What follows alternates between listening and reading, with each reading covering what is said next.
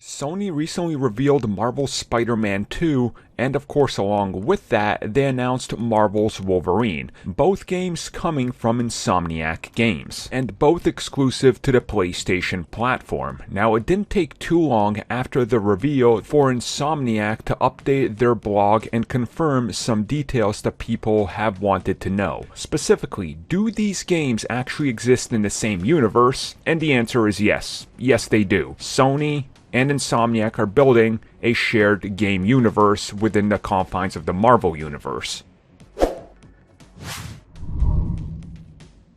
Sony finds themselves somewhat struggling to establish their own continuity of Marvel characters in the film universe, but over on the video game side, which seems to be holding Sony up and has held them up for years now, they're having a bit of an easier time when it comes to Marvel.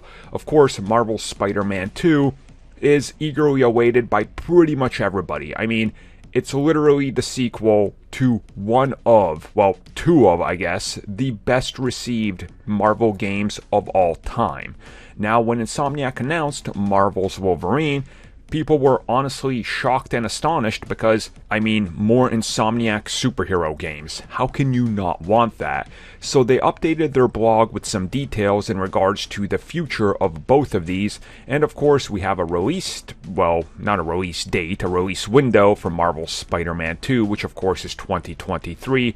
Wolverine, who knows? Maybe it'll come earlier, probably not though. Most people anticipate probably 2024, which honestly makes sense, gives them plenty of time to work on a new character and, firmly ground him in whatever universe this bigger universe will become. But of course, within that blog, they did confirm, if you read it, that both of these games are part of a Marvel universe being built by Sony and Insomniac.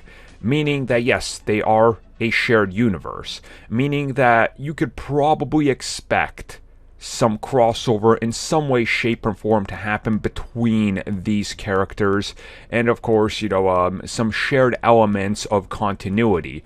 I mean, we can 100% expect that Logan will at some point be in New York, probably multiple times or for multiple missions or however the game ends up being structured, and I wouldn't be surprised if we end up seeing him run into some familiar characters.